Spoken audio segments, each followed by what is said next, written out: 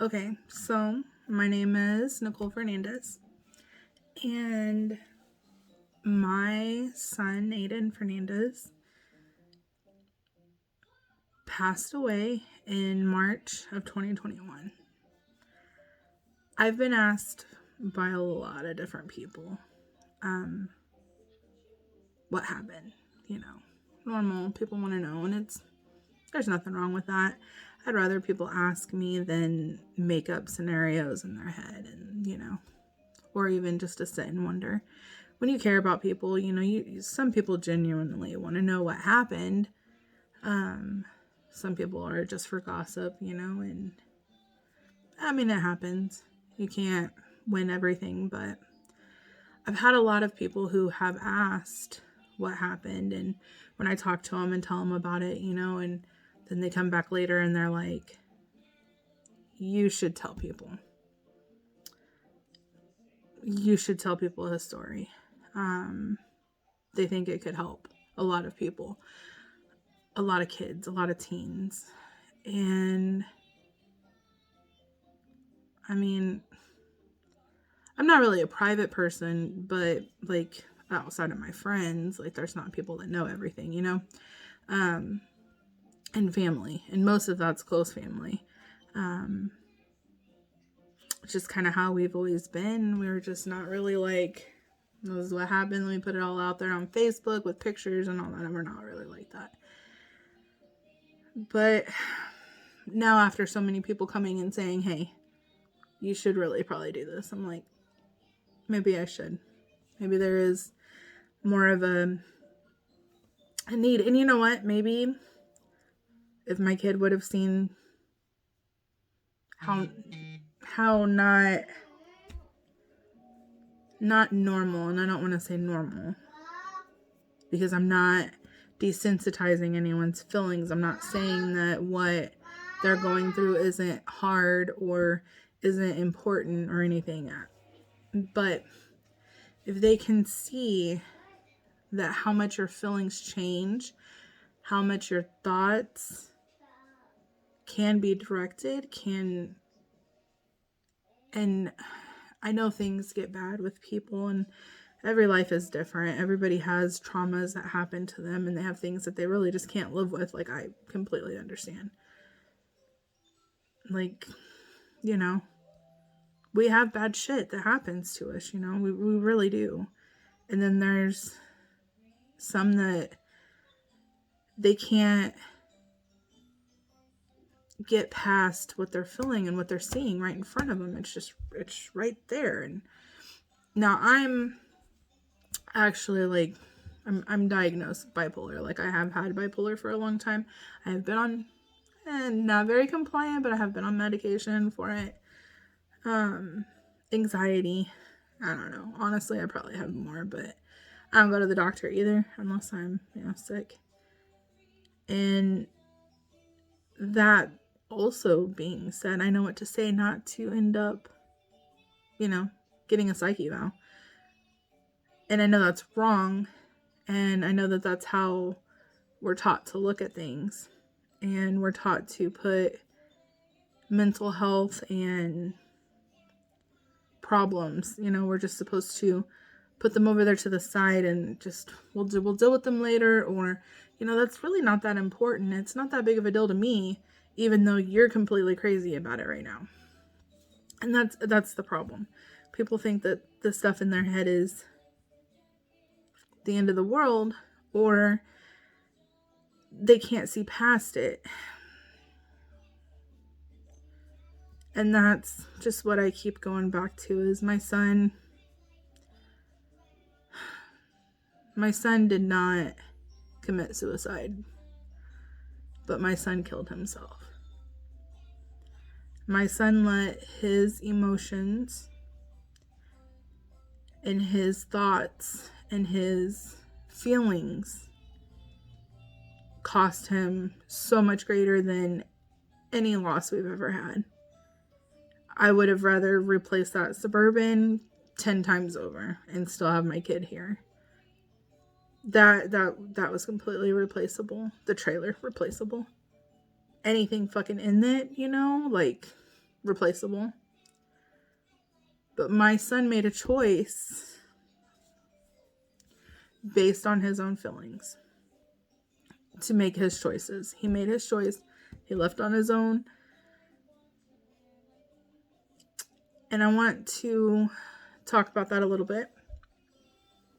And I hope it helps someone. Anyone. One person see something different. Because I gotta tell you, right? Like, oh my gosh.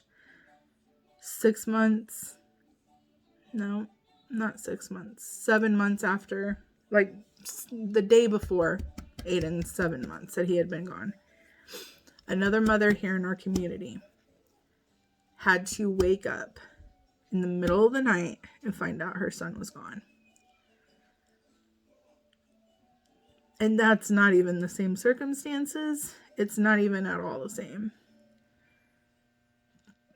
But just knowing another mother had to wake up in the middle of the night, hearing her kid was in a car wreck. No matter the fault, that's something that you can't get over. And I've said it before because I've done a few of these videos, just mostly for myself, honestly, not for anyone else. Just because I feel like if I'm talking to someone, then I'm kind of getting it out, and I don't have to have people look at me crazy when I talk or make them upset or cry or, you know, anything like that. So I have been talking to myself on these, you know, because I don't know. But, and I don't need anyone to fix anything or to tell me something good's going to come from it, or this is what had to happen. Yeah, I'm glad that people believe in their own beliefs, and I'm for that. Like, I hope everyone believes in what they can believe in. That's what, you know, good US of A, but I believe differently. And I also don't believe that my kid was the one that had to show God's love. Like, I don't know. I'm struggling with that. That's my personal thing, though, and I won't go into that, but I'm just saying, like,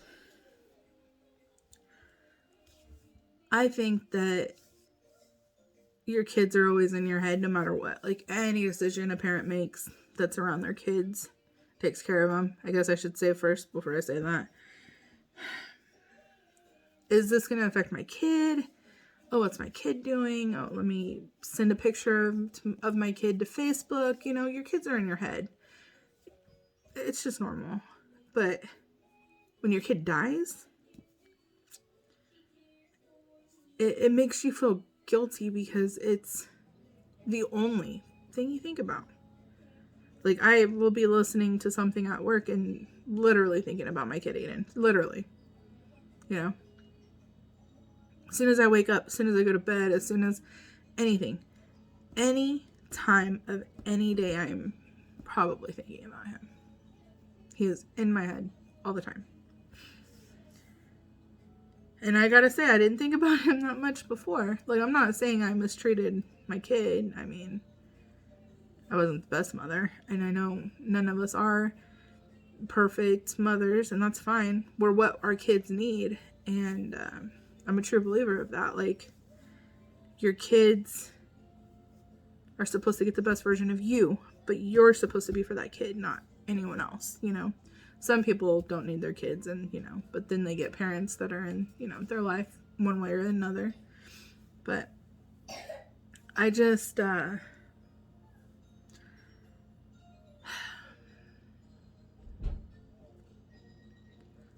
think that maybe teens coming together to realize their feelings, their actions, their emotions, and the way that they feel and the choices that they make sometimes it seems like it's fun or it's sad and it's completely the end of the world. That any choice that they make, it always will have consequences. And sometimes those consequences you can't fix. And another thing for mothers that have to wake up every day and do this, 10 out of 10 would not fucking... 10 out of 10, I would do anything to get my kid home. Anything. Nothing in this world would stop me if I had a choice to bring him home. But I'm relatively a smart person. Tonight I don't know anymore, but I know he's not coming home. I seen him. I don't want to say I was fortunate, but I was there at the crash site. I was there until they took him to the hospital, even though they had pronounced him 3 hours before that. I seen him after. I seen him at the morgue. Seen the vehicle. I go to the trees. I have pictures of things I shouldn't have pictures of, but I do because I'm that kind of person. And I have taken record of every detail, every witness statement, everything. Everything I can get my hands on. We're still waiting on some stuff, but everything. And just going from seeing somebody every day, and it's almost like a relationship ending. Like, you know, you're with someone for so long and then all of a sudden you're not. And it's so confusing because it's not like I can call him, and it's not like he can just call me or he can video me or anything. He's just gone. And for a little bit afterwards, it took me a while to realize that it was my head making it seem like, did he really exist? Did I make him up in my fucking head? Because I look over and I see his case and I see all his stuff, and I have his ashes and my necklace, and, well, I don't have my rings on anymore, but I have a couple rings with his ashes. I have his ashes over there. I have the school retired his number for his football jersey, and I have that. And I have a singlet, and I have just everything from him. And I know he was real. But my head can't put it there. And I think when this happened, I never even thought, before this happened, I never even thought, like, I just, I would always say I just couldn't imagine that ever happening to me. I couldn't imagine losing a kid. You can't. There's no fucking thing in the world that could ever prepare you for this feeling. Never. Nothing. Nothing. I don't even know how to describe it most of the time, or how to even feel. And I've been in it for, 9 months now, almost.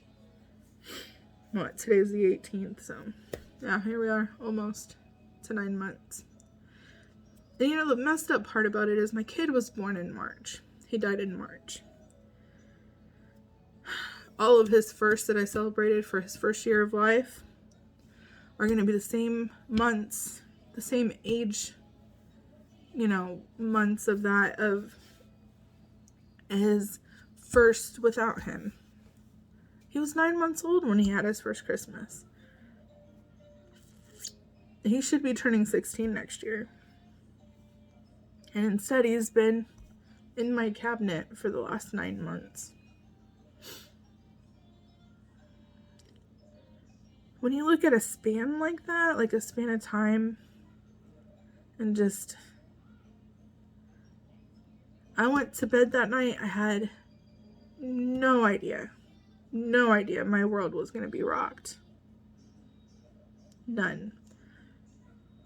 And when I woke up and he was gone,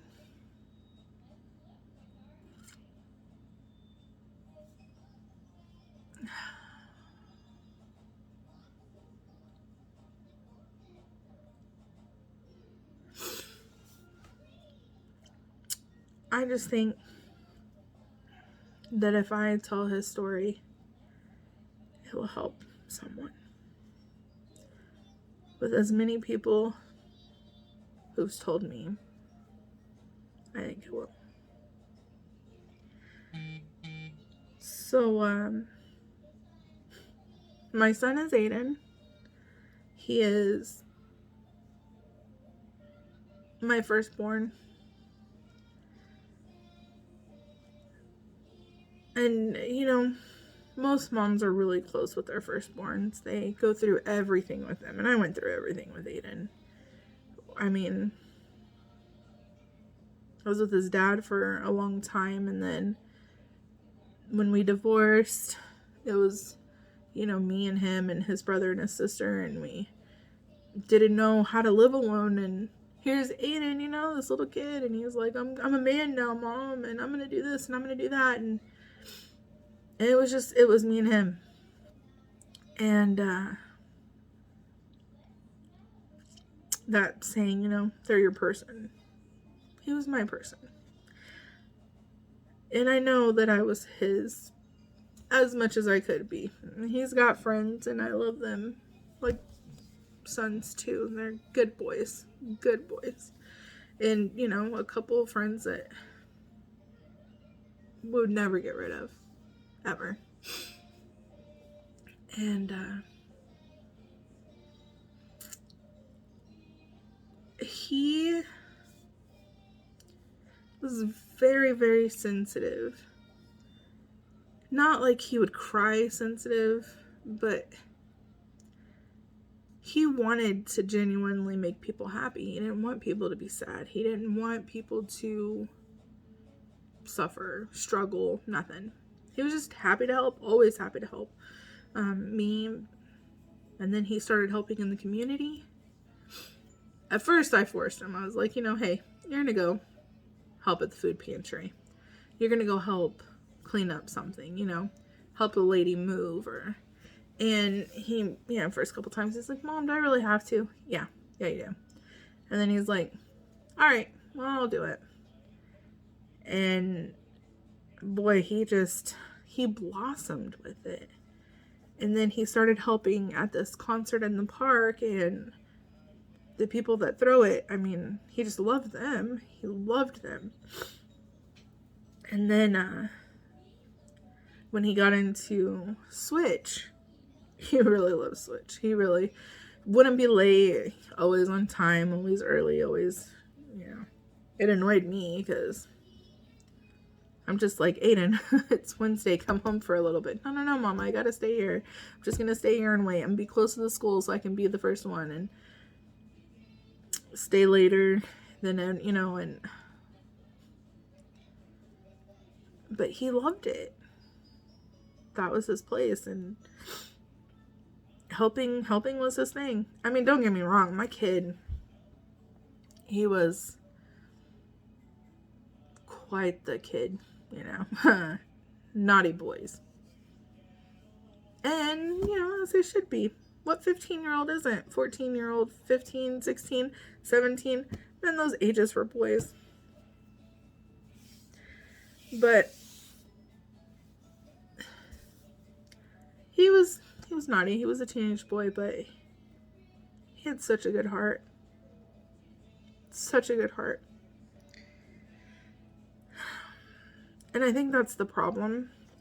Because I think when you see kids that are always smiling and always happy and always, even if they feel like shit, they're trying to make everyone else still feel better. And that's who my kid that's who he was. Now me, though, on the other hand, and I've told this many times, we're complete opposites. I'm mean. I know I'm mean. I don't try to be mean. It's who I am as a person. I try really hard, but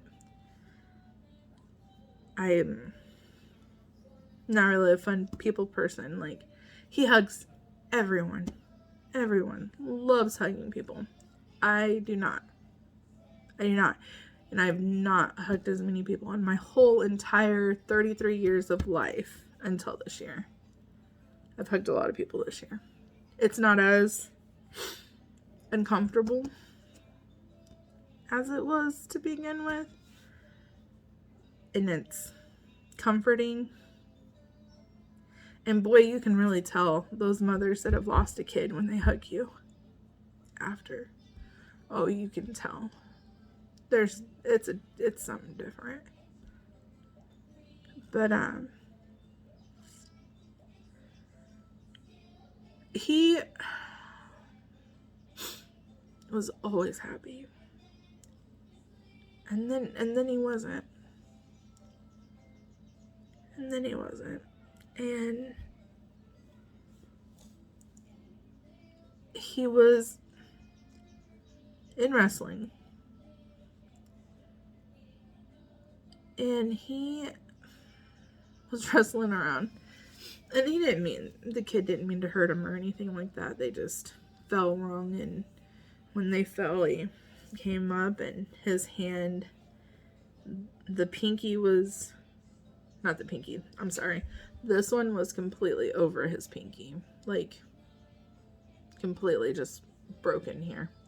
He had to have surgery and put pins in it. And I think it was the weather. We had to cancel it a little bit. And then, I don't even know, but it was just not a great time.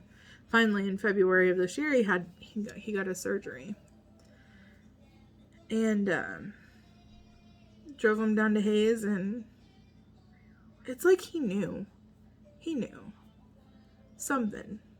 He asked me what was it called when you write your wishes when you die? And I'm like, Aiden, you're not gonna die. It's a surgery. They're putting pins in your finger. And he was like, yeah, but he's like, just in case. And I just want to make sure. And, I just have a feeling. And I'm like, Aiden, you're gonna make me cry driving down the highway. I don't cry. Well, when it comes to my kid, obviously, but for the most part, I don't.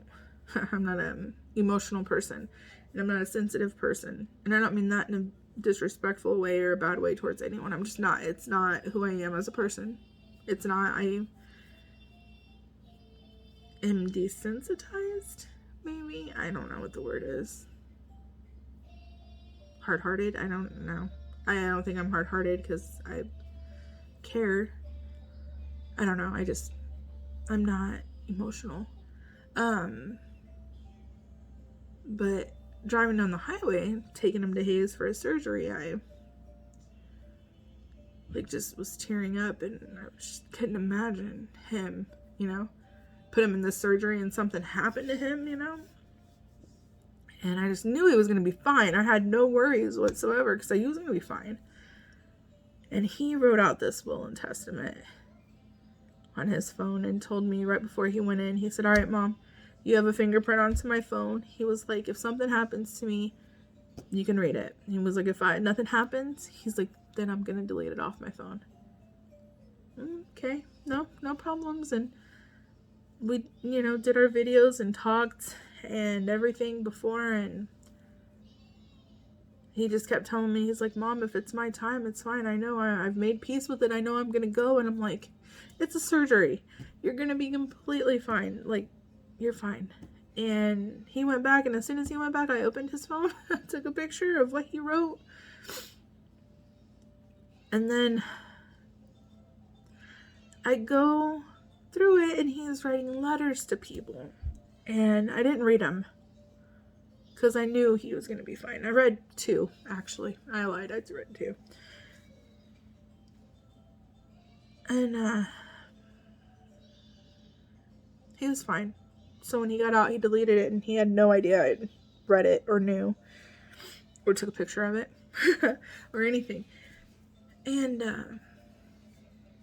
so he has the surgery, and he gets put on some pretty strong pain pills.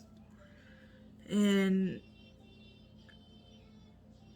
I don't know how else to say it. Turns into an asshole. Like, he was angry. He was, and I don't want to say violent because, well, I don't know. He broke a door. But he was different. And now my family, we come from a long line of fish, if you will. What my dad says, you know, tells me all the time. He's like, you need to watch that. He's like, baby, you need to watch that. He was like, you come from a long line of fish. And a lot of alcoholics in my family. And a lot of addicts in my family. And so I never really smoked when I was younger. I don't get the concept of it. So I never really struggled with it recreationally. I mean, I just knew always in the back of my head I didn't care for it very much. So it wasn't really like something that I had to have or had to go do or had to go anything. It wasn't me, and that's fine, you know, but I still, if I get prescribed pills, I keep them in a certain place, and I don't not trust myself. I'm completely fine, you know, for the most part, but if I wasn't, I know I would be good at hiding it. And so I give my pills to my boyfriend, and I'm like, hey, you know, if I need something when I had kids or, you know, when I had surgeries and stuff like that, like, I just tell him, you know, hey, watch this, make sure I'm not, you know, doing bad shit. Like, it happens, and it happens fast, and it happens in my family a lot. But we didn't have a choice but to give him this Norco. He couldn't, Tylenol and ibuprofen itself wouldn't touch it, the pain, and the Norcos barely did. And he had tried to get into his sister's room. I don't remember if they were arguing or something exactly, and he had put his elbow into the door, put a hole in the door. And when I told him what he did, he said, I didn't do that. And he got angry and like damn near fought with me on it. And I just couldn't believe, like, that was my kid talking to me that way. And he apologized, you know. It was like a week after. He's like, I know. I overreacted. I know I did that. He's like, but I was angry. He was like, and I didn't know how to not be angry. We pulled his ass off those pills because of that. Another time he was arguing with my boyfriend and his stepdad, and he loves him, says that's his dad. And I don't remember what happened, but he went to go close the door, and he said, don't close the door on me. He's like, if you do that again, I'm going to take your door off. They talked about whatever they were going through. They got it all worked out. And then like 6 hours later, Aiden came upstairs and he's like, I took my door off. We're like, what? What are you talking about? Well, you said to, you know, you were going to take my door off if I didn't do this and da-da-da-da. And he was like, we've already been past that and thought everything was fine. Well, apparently not, because he just sat down there stewing about it. I mean, so those are just a couple examples of how it just really flipped fast. And so, last year my kid had his first real girlfriend. I mean, he's had these sweet little girlfriends over the year, you know, sweet little girls. And, but he had his first real, you know, serious girlfriend. And, I mean, they were okay together. And, you know, he really liked her and seen her a lot and stuff like that. And they broke up, and he was talking to his friend, which lives not here. She lives out of town. and I love her. She's a sweet girl. They're, and they both started liking each other, and but they had already been talking as friends for a long time, and I'm friends with her mom, really good friends, best friends, sisters pretty much, and they started liking each other a little bit more than that, and she wasn't allowed to date, and they obviously lived far away from each other, and so he ended up dating another girl, and they didn't date very long. And then these two decided to talk. And then they were talking. And Aiden really, really, really fell. Really, really, really had liked her before that. We knew it. We knew he liked her, And she had decided that now that she was going to be able to date, because she was a little bit older than him, that she was going to date a boy there in her town. And Aiden took it really hard. And we didn't know this, and we didn't know that this is what happened, because he was grounded. So the week before he died, he was grounded because he broke the door, argued with me about it, wouldn't accept it, and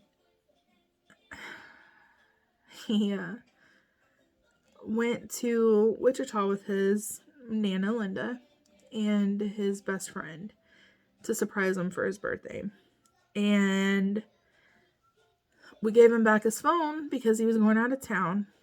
And I guess that's when he had got the message. So he spent that weekend with his best friend, came home. And I knew he was still sad about it. And I just talked to him, I'm like, what's up, bub? What are we doing? What do we need to do? And he was like, Mom, he's like, I'm fine.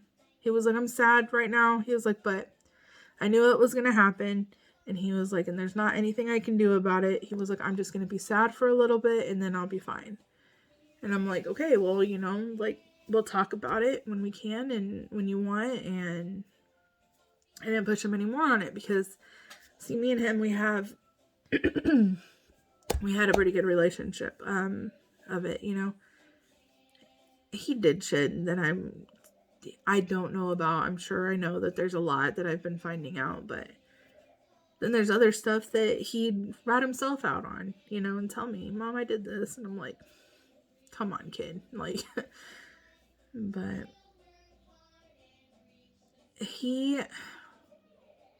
okay, so he comes home, and that was on a Sunday, goes to school Monday, and I didn't realize until after he had died and I went through his phone, but he wasn't sleeping, and he was upset over her. And so Tuesday comes around of the week he died and the day before he died, and I had to take him to the clinic because he, like I said, he had to have surgery to get pins in. Well, they had to remove them. They couldn't give him anything locally really for it, so they just said as soon as I got him home to soak his hand and then to give him some more Norco, because that's what the surgeon's protocol was for everything. And so that's what we did. They pulled his pins out, no pain meds, no nothing, and it hurt, and he took his Norco.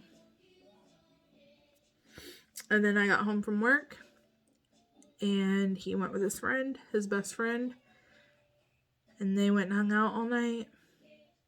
And then he came home, had to finish his laundry, went downstairs. He kept coming back upstairs, though, which isn't unusual. He just, he hung out with us. He was the only kid of ours that actually hangs out with his mom and dad. He's like, hey, what are you guys doing, and genuinely wanted to. We didn't have to force him. These other kids, I have to force them. And then, even then, they don't even talk, really, but,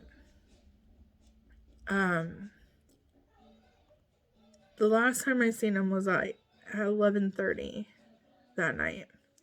He'd come back up again, and they had a late start that next day for school, so we were up all kind of late. I had a surprise for him, for the kids. He knew because I had told someone in front of him, but my mom was going to come down.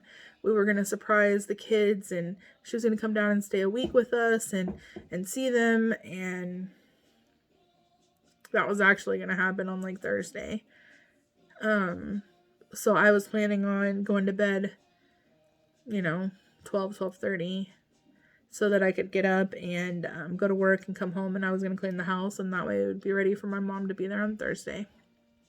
And he had come back upstairs at 11:30, and, he had told us goodnight, and we were messing around with our phones because the cameras were being weird, and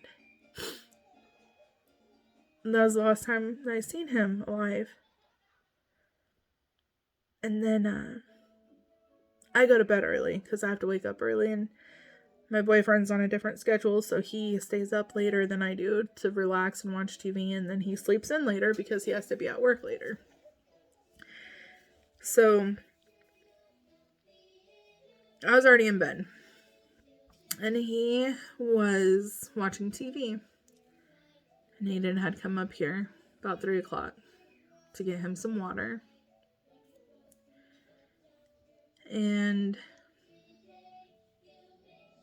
went back downstairs.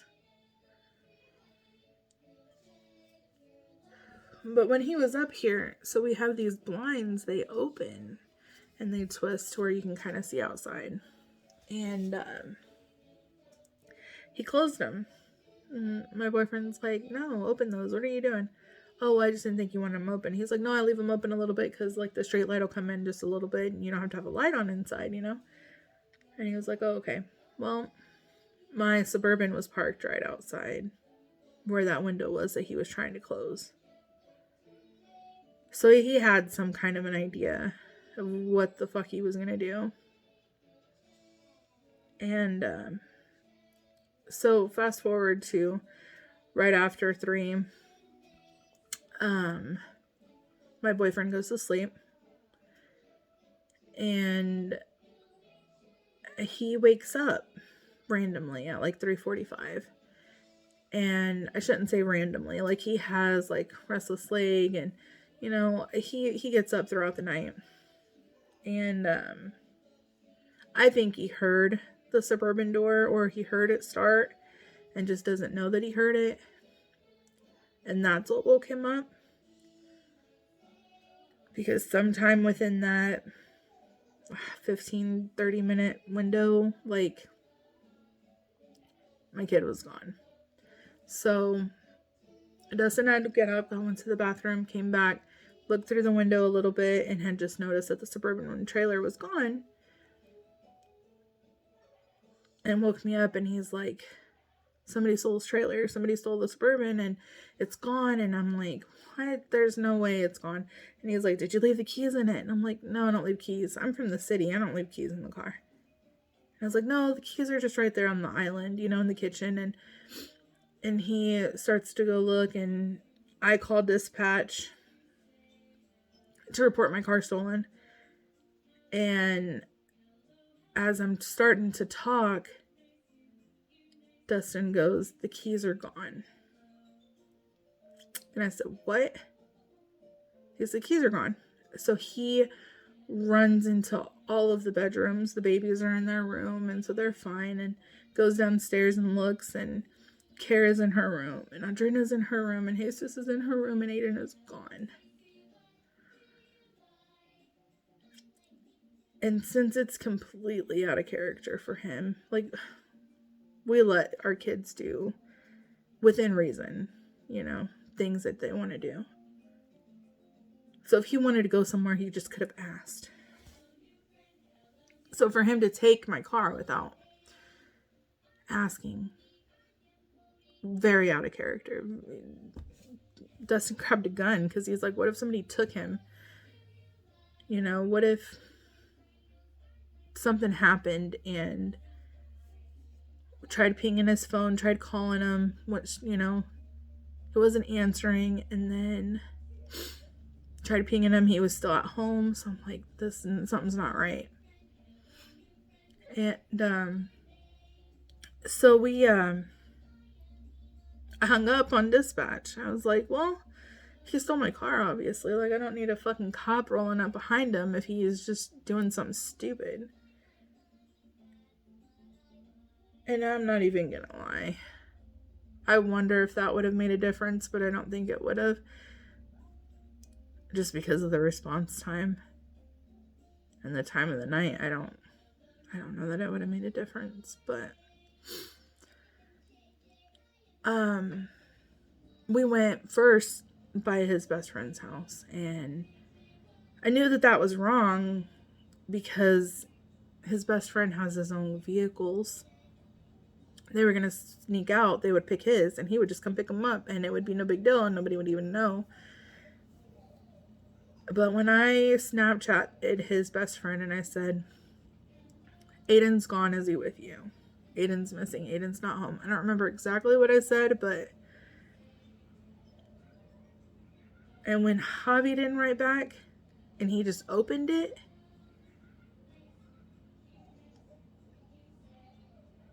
but I can't even describe that feeling. It almost validated that knot in my stomach when we've realized Aiden was gone. And I'm trying to tell myself he stole the car because he's just being a kid. I did that shit too. Me and my friend one time, we stole her mom's car and ended up in fucking Missouri somehow at Wyandotte. I don't even know how we got where we got, but we did, and we were young, and I get it. I know we do shit like that, but all the while having this fucking thought in my head that this isn't right, something's not right. And I could tell my boyfriend he knew something wasn't right too. And it had rained a little bit, so we thought the Suburban was 2-wheel drive with a trailer attached to it and a couch. We have a lot of vehicles. It's like a used car lot around here, and I've got a Denali sitting out front. We had the Suburban. My boyfriend has like 4 vehicles in the back. He has access to all of them. But he chose the Suburban that had a 1/4 tank of gas, a trailer, and the couch attached, which he knew how to take off. So he could have really just took it off and just left, but he didn't. He left in a hurry, obviously. And so when we had went outside also, we had noticed a wet line going in the street, and he had went, towards the north end of town. So we knew which direction he went off into. We drove from 4 in the morning until 5:15 almost, 5:10, 5:05. When I was like, I gotta call them back and report him missing. Something's wrong. It's wrong. Something's wrong. I have a bad feeling. Something's wrong. This isn't right. We went over and woke up his parents, and his brother was in town also, and so they got out and they were looking, and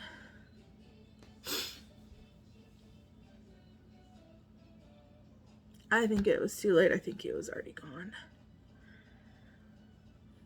Just based on the different witness accounts, I think we passed him, and we didn't know it. At 4:35, I think we passed him. But that's a different part. But I called dispatch at 5:15, reported him. Oh no, actually, I'm ahead of myself. So when we realized that his phone was still pinging at being at home and it was ringing, I decided to tell Dustin. I was like, well, his phone's got to be home. So Dustin came back home. We came back home and we got his phone. Like 4:15ish. I have a fingerprint because my kids have iPhones. Weirdos. But I have a fingerprint on their phone because if I need to get into their phone. Like, I don't not trust them or anything like that. And I don't just look through their phone all the time. But look, there's a lot of shit going around in the world these days, you know, and I don't take no chances. But I opened it, and the last message he had sent was at like 2 something in the morning. And it said to the girl that he had been not arguing with, but emotional with, telling her to just block him, forget him. He wants her to be happy and to have a good life. And the messages before that were him saying he was sorry he was not enough.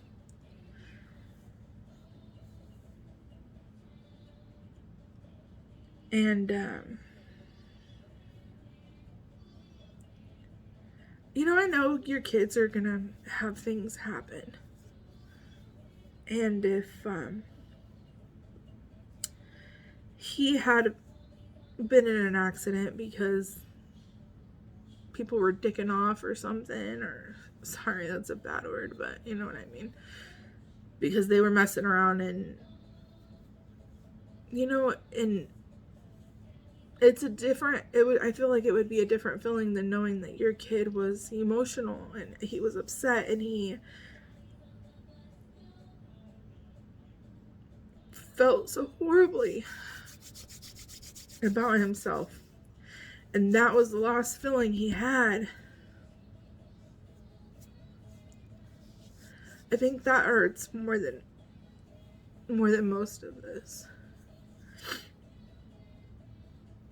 That one emotional moment cost him his life. It cost me my son, my kids, their older brother, his friends, our family, cost all of us. And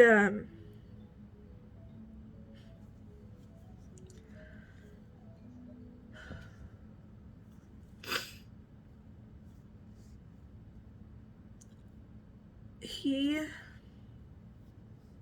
was upset. He was upset. So 5:15 I call after we realize all this and can't find him. We live in a small town. If he was here in town, we'd find him. He couldn't have gotten far on the dirt roads because it was wet. It was a 2-wheel drive with a trailer and a couch. There's maybe one place he could have been, but if he was there, he would have seen us. And I don't know that that's what it was, but he ended up taking a road way too fast. And it's a road with hills, lots of deer, a rickety bridge, and he is not an experienced driver, barely starting to drive. And he was going way too fast. They estimate at least, he's like at least 70, 80. He's like, honestly though, he was like probably 90 or 100. He was like, he was going fast. And when he hit that bridge, at the start of the bridge, there's a lip, and it kind of bounced him up a little bit. And I think he realized he was losing control. Slammed on the brakes because he was going too fast. When he slammed on the brakes, it kicked him into the brakes into the auto brake, or I don't remember what it's called. Anti-lock brakes kicked in, and it kicked him to the right. And that trailer kicked to the right. And he went off the side at the end of the bridge. Like, there's the ditch, and it goes down. quite a ways. So he went off the side up into the air, hit the passenger front side of the bumper on some trees, which spun him. And when it spun him, he kind of like fishtailed just a little bit, but he rolled into the other trees. And it hit exactly where he was at. The Suburban wrapped around the trees. You could see the front of the Suburban wrapped around it. In the back, it was just straight. And it was up in the tree.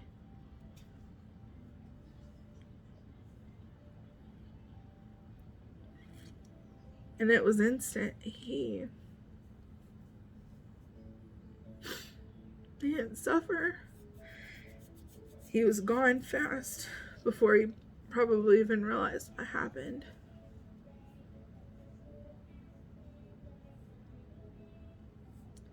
And so I called dispatch, report him emotional and missing.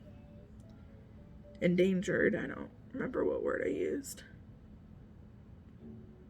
And they tell me to go home because they're going to send an officer to my house. Okay? So Dustin's getting his parents and his brother up so that they can look and stuff. And I tell him I got to go home. And he's like, okay, well, go home. And my car didn't have very much gas in it, so he was getting his Jeep that has a light bar on it and he could see better. And he's going to go look some more. So I'm home. By 5:33, I'm home, waiting on this cop. I got 2 phone calls by then from the dispatch. I don't remember. One of them, I think, was confirming that there was a trailer maybe and what was on it. And then the other one was the tag number and the color. And that was it. And then I called my mom, and she was the first person I called. And I'm like, Mom, something's wrong. Something's wrong. Aiden's gone. And she's like, it's okay. He's gonna come home. He's probably just out messing around. And I'm like, I don't know. Something's wrong. Something's different. And I thought, fuck, because we live in a rural community, so I thought maybe people will be out. And I posted on Facebook a picture of him in the Suburban. If you guys see this, let me know. He's gone. And I called my stepmom and I told her, and she said, no, it's probably fine. He's probably gone. He's probably just hanging out or something, And then Dustin called me back, and him and Kara had went to go look somewhere.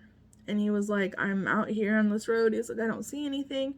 And then all of a sudden he had seen lights towards the north end of town. And so he had seen lights in the north end of town. And he said, I'm going to go towards the lights. He's like, I don't know what's there. He said, but they weren't there just a little bit ago. And he calls me back. And he says,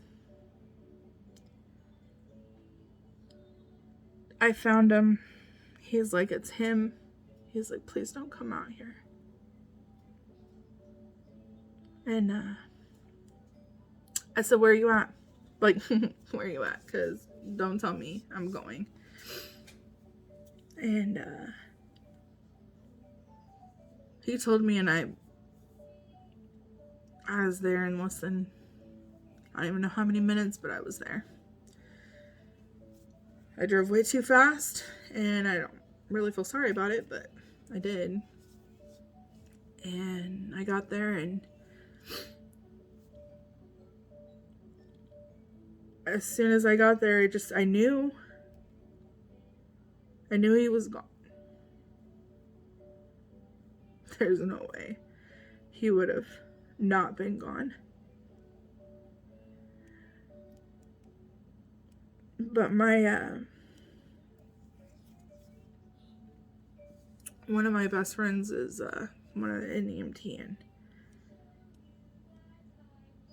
I'm sorry it was her, but I'm grateful it was her, because she knew me. She knew me. And she was walking back up, and she seen me and came right to me, and she said, she was just shaking her head, and I was like, is he responsive? Is he talking? She's like, no. And I'm like,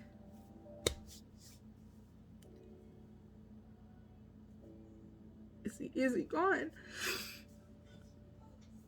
And she just, the look on her face, I just knew. And I think that made her want to check.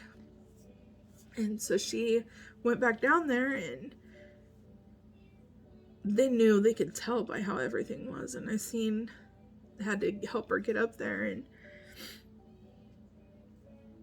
I watched as she was there, and then she just looked, and then I just seen her, and she just looked up, and she just looked down, and then she just looked back at me, and I just knew.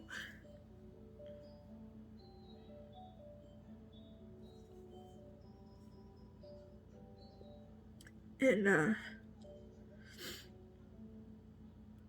I called my mom and told her that they found him and that he was gone. And she didn't understand. She thought I had said he was found and that they found him and they're working on him. It's really bad. And so she had updated it that, and I'm getting all these text messages, how does it feel to have a kid that steals your car like you used to do, things like that. And or, your kid, kids are just kids, and he'll be fine, and he'll come home. And I'm staring at his wreck, and I know that he's gone. And so,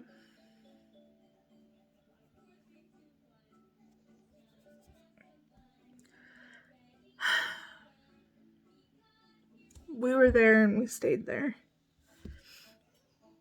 And then, I got a message from the principal from the school and his wife, and realized that people knew already.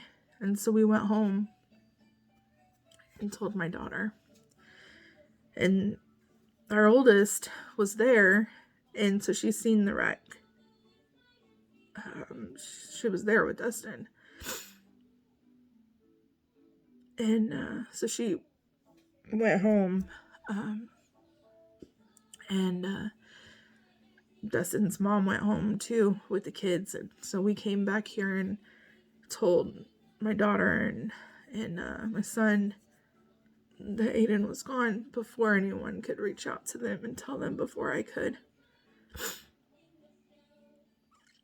And then by the time I made it back there, we had the post on the Remind saying to keep the Fernandez family in your prayers. And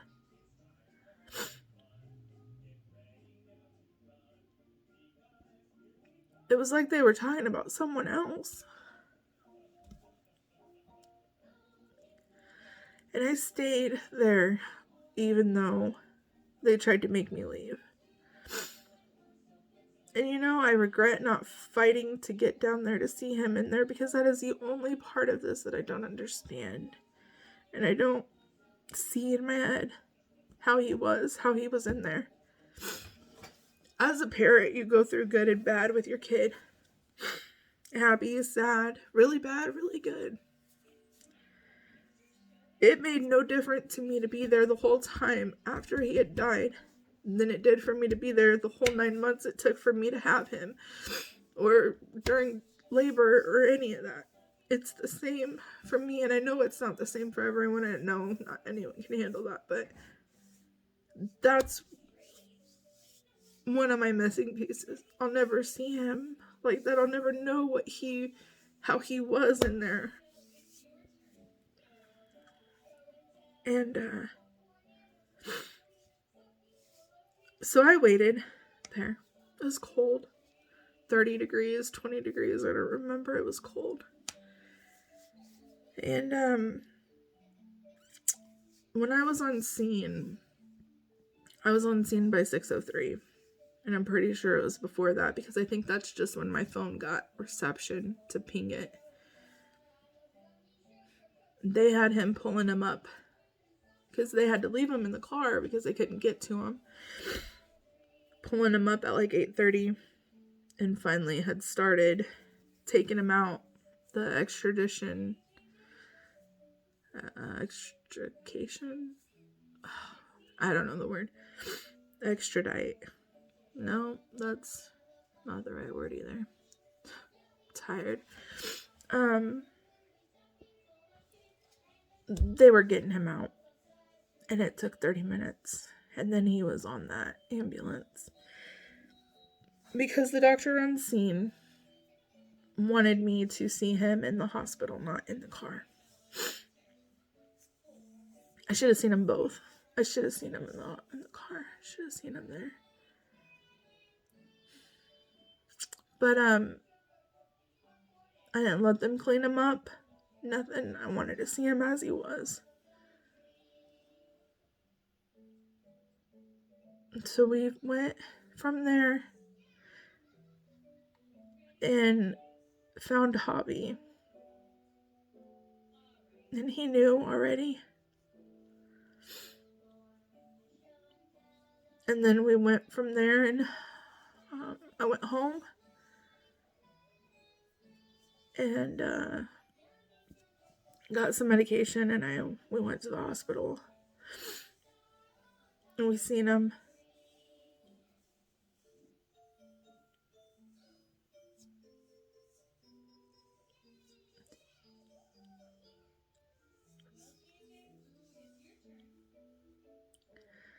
And I know a lot of these decisions that kids make, they don't realize how much it affects everyone else, but no mother wants to see their kid laying there like that.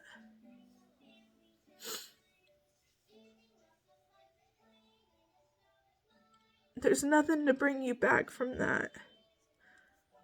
Nothing that can make that better.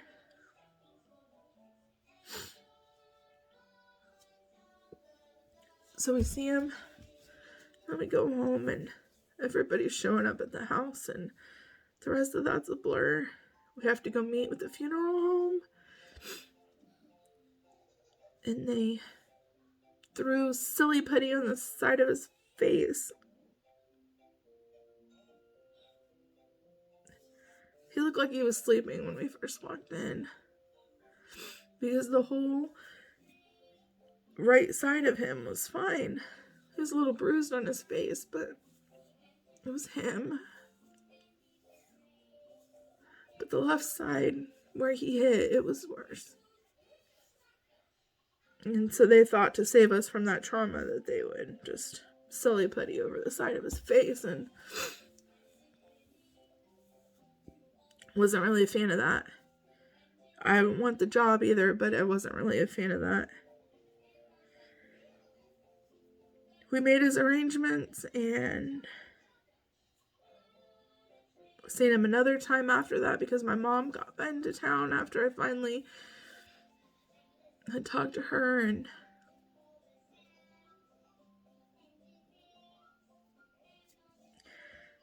then that night, the community in the Switch group, they put together a candlelight vigil for him. And the community showed up. I don't even remember half of it.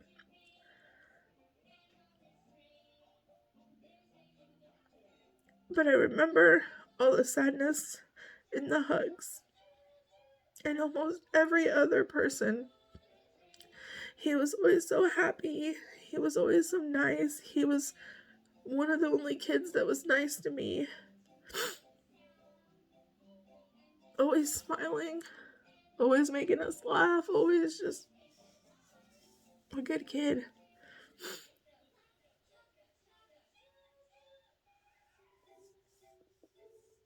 And sometimes it's hard because you don't see the kids that are always smiling as having issues.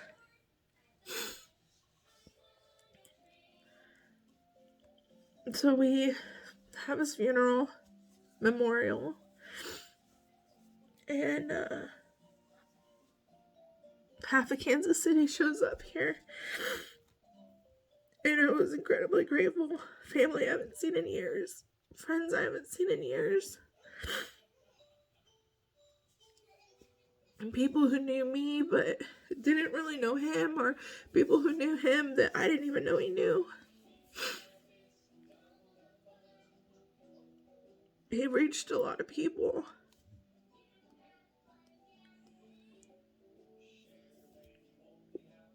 But I went through his phone after. It was a little while after. And I had no idea that he was struggling. And I felt guilty because if I maybe was more mentally healthy, maybe it wouldn't have happened. Maybe he wouldn't have had issues, because obviously it's hereditary. And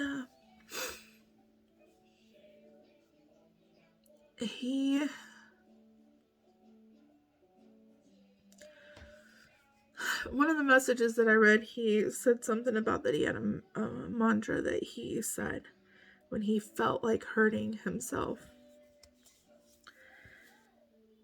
Find the light, hold the light, don't let it go. Something along the lines of that.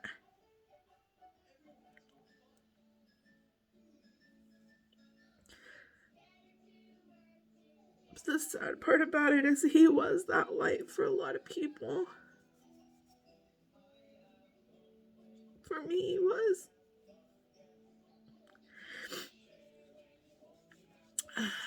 I was 17 when I found out I was pregnant with him, and I was 17 when I had him. We grew up together.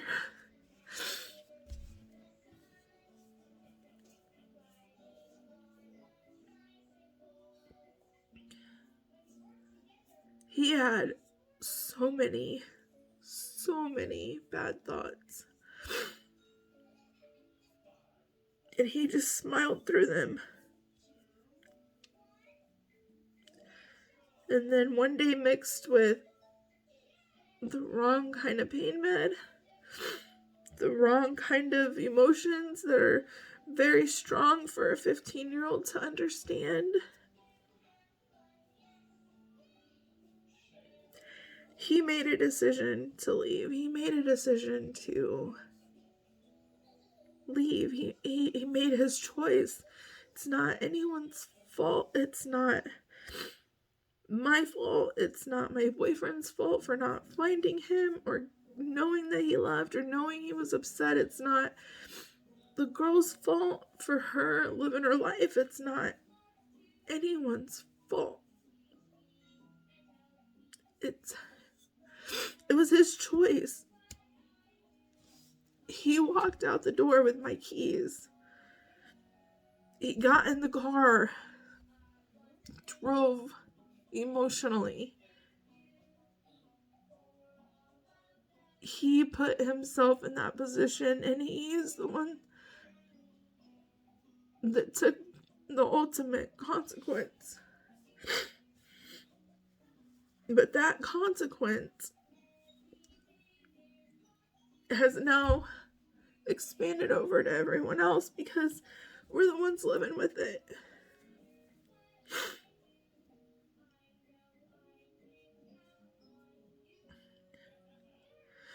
We're the ones that are living day to day, and he's not here.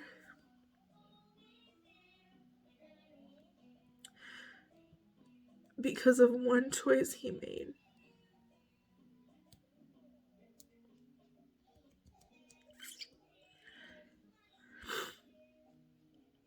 My hopes is that one kid, one person, knows that that one decision that they can make could cost them everything.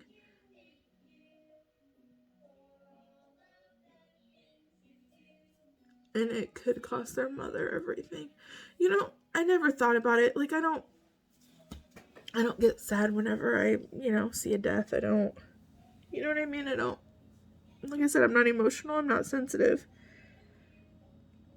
But after this, I started thinking, like, every death you see is somebody's kid. And being in the different groups that I'm in now, it doesn't matter the age. They could be 38, 56, 24, 12, 1,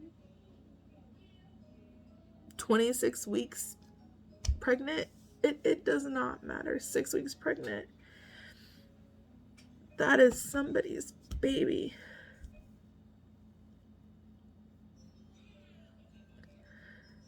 And we're supposed to go before our kids. It is so unnatural.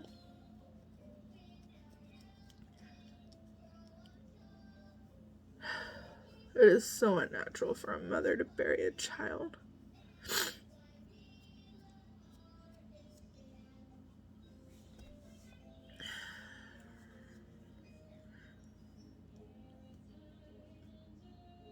I know most kids don't want to be a burden, and they don't think that things are going to get better, and they don't think that they can handle whatever's being thrown at them, and they don't think anyone would understand, and they don't know how to handle what's going on. Talk to someone. Tell someone.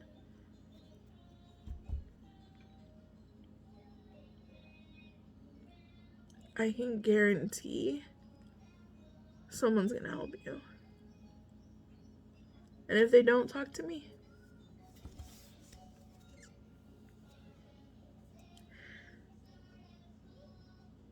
Those little emotional decisions that we make, and I've done it too. I'm not perfect, but for some reason, people get away with shit sometimes you shouldn't get away with. Accidentally running a red light and you don't hit nobody. Next person accidentally runs it and kills someone. Just you always really wake up and you always really think that it's not going to be you.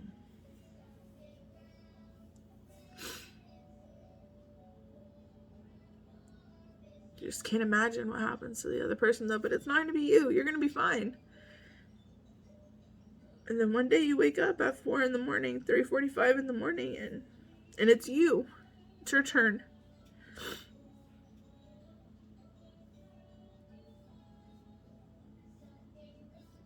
I'm telling you, you don't want that. Talk to your kids. Talk to your kids. Don't judge them. Don't make them feel stupid for the way that they feel. Don't undermine their feelings.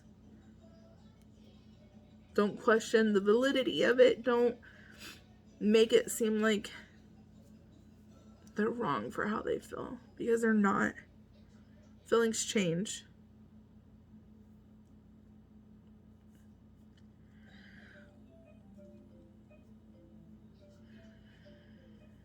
Some things can't be helped, I know that. Some people's mental, I don't want to say stability, because I'm pretty sure I'm not mentally stable. Mental state can't be fixed.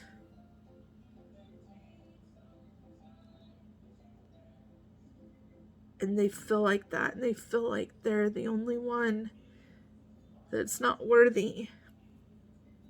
It's just too much, and they don't know how not to feel like that, and they don't know how not to feel like a burden, and they don't know how not to be them.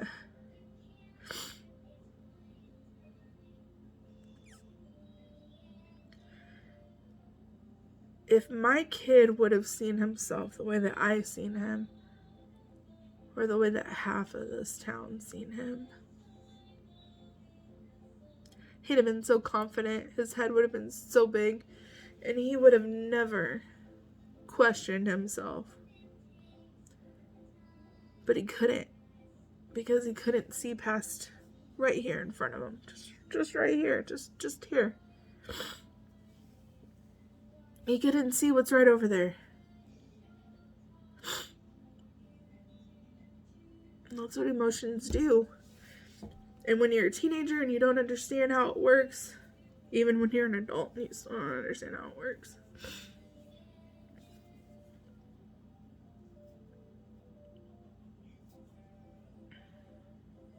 Talk to your kids. Tell them that they matter. Talk to them about their relationships. Find out what their thought patterns are. Make them know that if they are having issues or they're struggling, they're not a burden.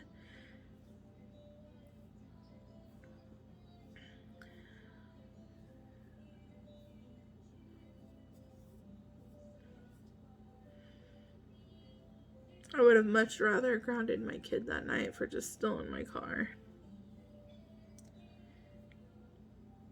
than to bury him.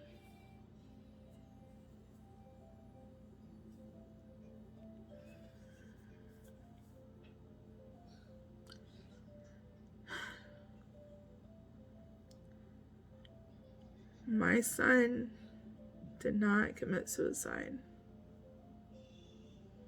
My son killed himself.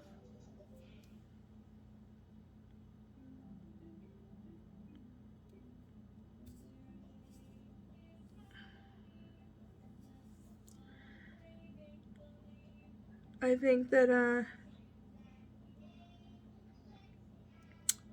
that kind of sums it up for tonight. My next video will be more for mothers, like I originally planned.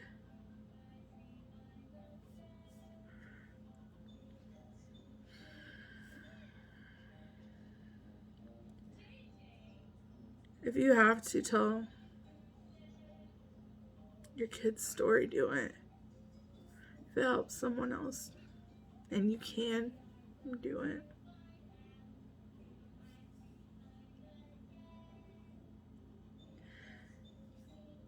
I can't tell you how refreshing, comforting, how not amazing, but amazing it is to talk to someone who's been through this, and they're just like, I know, and you know that they know. It's gonna be the same thing with those kids. I'm struggling, I'm having thoughts, and this other kid or this adult, I know.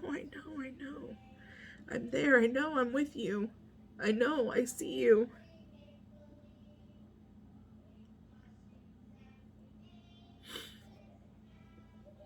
I see you.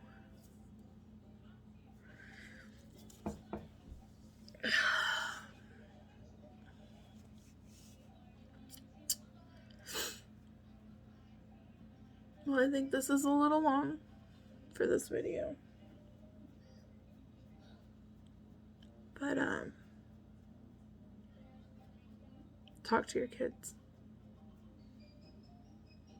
Love your kids. Your friends. Help them see themselves how you see them.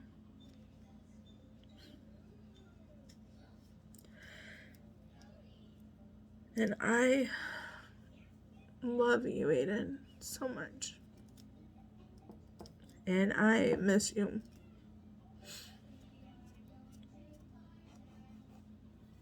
And I have hope maybe that one day I'll see you. I don't know where. I don't have that part figured out yet, but this can't be it. And I love you, kid.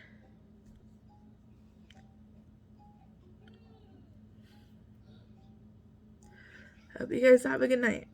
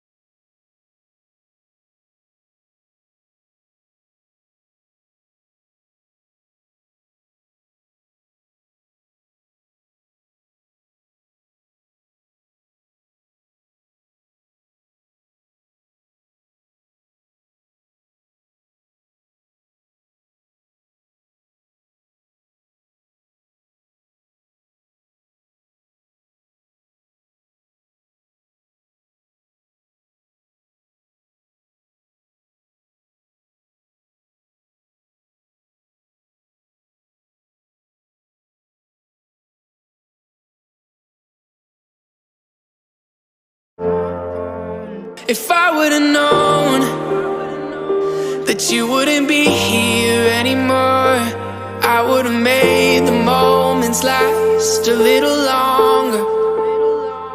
'Cause now I'm alone, and you're just a memory in my mind. I would've given anything to say goodbye. If I would've known,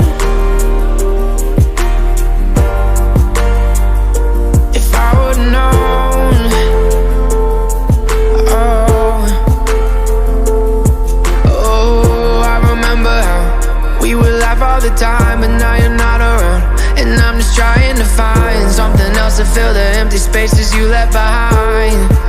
But nothing ever seems to work. I've been thinking about the things that you used to say, even not around. You're in my